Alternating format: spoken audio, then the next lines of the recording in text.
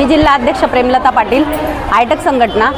आज आम्ही इथं मोर्चा आणलेला आहे। मोर्चा एवढ्यासाठी काढलेला आहे की 12 तारखेला आमचा देशबंद आंदोलन आहे। 12 तारखेला आमचा पूर्ण महाराष्ट्राच्या अंगणवाड्या बंद राहणार आहेत, कारण ह्या सरकारने आता जो बजेट जाहीर केला त्याच्यामुळे अंगणवाड्यांचा विषय घेतलेला नाही आहे। आणि दुसरी महत्त्वाची गोष्ट की ह्या सरकारने एकम निकष दर्जाचा आहार हा खाली दिलेला आहे आणि त्या निकष दर्जाच्या आहारासाठी चेहरा प्रणाली लावलेली आहे मोबाईलमध्ये, आणि ती FRS करताना खूप तांत्रिक अडचणी येत आहे की आम्हाला ही FRS बंद हवी। यांनी एप्रिल ते एप्रिल FRS करून घ्यावी, कारण एप्रिल महिन्यात जसा सर्वे चालू होता तसा ते आम्हाला ती प्रणाली चालू करावी। दरमहा आम्हाला काम करायला खूप अडचणी येत आहे। यांचे मोबाईल फक्त 5G 4G मोबाईल आहेत, त्याच्यासाठी ते काम होत नाही आहे। दुसरी महत्त्वाची गोष्ट, आमची पेन्शन योजना 28 फेब्रुवारी 2022 मध्ये यांनी कॅबिनेटमध्ये आमचा निर्णय घेतलेला होता की शिंदे सरकारने की आम्ही या अंगणवाडी सेविकांना पेन्शन द्यायला तयार आहेत। अजूनही या लोकांनी आमचा GR काढलेला नाही, म्हणून आम्हाला वारंवार मोर्चे घेऊन इथं जिल्हा परिषदला यावं लागतंय।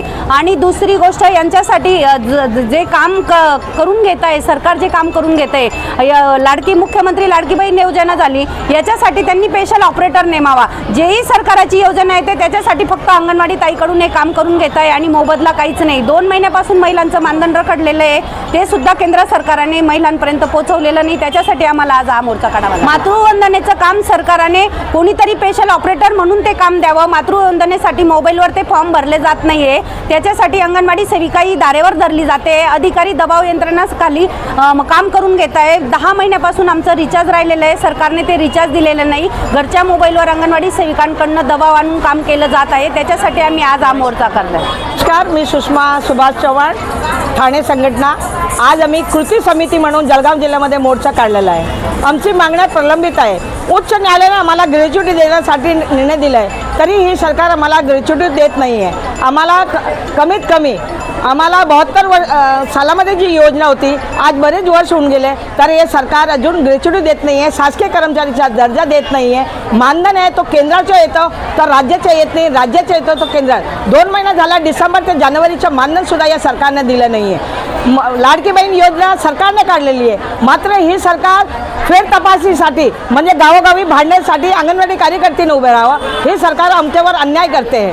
फेस कॅप्चरसाठी आम्हाला धान्य चांगलं देत नाही आहे, म्हणून कुठलाही घरातला व्यक्ती फेस कॅप्चरसाठी आमच्यापर्यंत पोचत नाही आहे। आम्हाला मोबाईल जे दिले ते 4GB आहे, त्यांचे डाटा व्यवस्थित चालत नाही आहे, ते म्हणून त्यांचे फेस कॅप्चर होत नाही आहे। तरी आमचे सुपरवायझर आम्हाला धारेवर धरतात आणि फेस कॅप्चर करायला सांगते। ते लाडकी बहीणसाठी फेर तपासणीसाठी आमच्या महिलांना भाग पाडत आहे, तर आम्ही हा कामावर बहिष्कार आज या ठिकाणी बहिष्कारसुद्धा या ठिकाणी करतो आहे। सरकार ग्रॅच्युटी द्यायला नाही म्हणत आहे, मोबाईल चांगला देत नाही आहे, अंगणवाडी इमारत्या चांगल्या नाही आहे। विशेष करून शासनाने जो गरोदर स्तनदा आणि 0 ते 6 महिन्याचा आहार दिला तो एकदम निकृष्ट दर्जाचा आहे, कोणी त्याला घ्यायला येत नाही, म्हणून तो फेस कॅप्चर करायला येत नाही।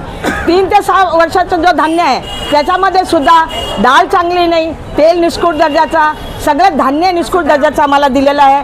तर आम्ही आज या ठिकाणी डेप्युटी सीओ साहेबांना सांगायला आलो आहे की या सरकारला जागे करा आणि आम्हाला जे काम करताना जे अडचण होते आहे, आपण वारंवार आमच्या सुपरवायझरच्या माध्यमातून आमचे जे मागे लागत आहे त्यांना कुठंतरी थांबा, ते आम्हाला तुच्छ वागणूक देत आहे, आरडावी करतात आमच्यासोबत। आमच्या महिला कमी शिकलेल्या आहे, त्यांच्याकडून ते काम होत नाही, ते FRSचं काम आमच्याकडून काढून घ्यावा आणि लाडकी बहीणचं काम कोणीतरी करा। मातृवंदन योजना जे प्रधानमंत्रीची योजना आहे, हे सुद्धा गरोदर महिलाकडे त्यांच्याकडे ई-श्रम कार्ड नाही आहे, कोणाकडे पिवळं कार्ड नाही आहे, कोणाकडे आधार कार्ड व्यवस्थित नाही आहे, अजून बी त्यांच्या वडिलांचे नाव लागलेलं आहे, तरी ते प्रधानमंत्री योजनेचे कामसुद्धा आम्हाला सांगत आहे। आम्ही हे काम आज या ठिकाणी बहिष्कार घालतो आहे। शासन झोपलेले असेल तर या सरकारने जागे व्हा और आम्हाला शासकीय कर्मचारी करून घ्या, असं आम्ही फडणवीस साहेबांना, शिंदे सरकारला आम्ही या ठिकाणी आज मोर्चाच्या माध्यमाने आवाहन करतो की कृपया करून आमचे मानधन किमान वेतन तरी द्या की आम्हाला 30 ते 35 हजार,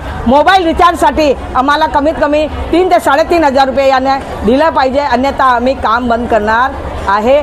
हे आज या ठिकाणी आम्ही कृती समितीच्या माध्यमातून शासनाला या ठिकाणी आवाहन करतो आहे। जर तुम्ही आज ऐकलं नाही तर आम्ही मुंबईला 2 लाख महिला त्या ठिकाणी तीव्र निषेध या सरकारचा करणार आहे येत्या 24 तारखेला।